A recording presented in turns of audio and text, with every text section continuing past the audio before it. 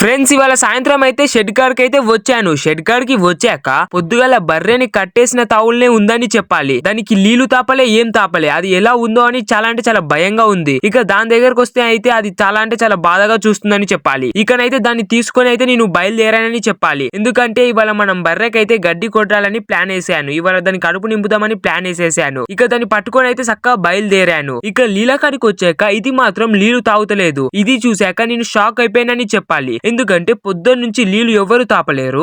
అలానైనా ఇది నీళ్ళైతే తాగట్లేదు. ఇక ఇది ఇలా ఇనాలని షెడ్లకైతే కొట్టుకెళ్ళాను.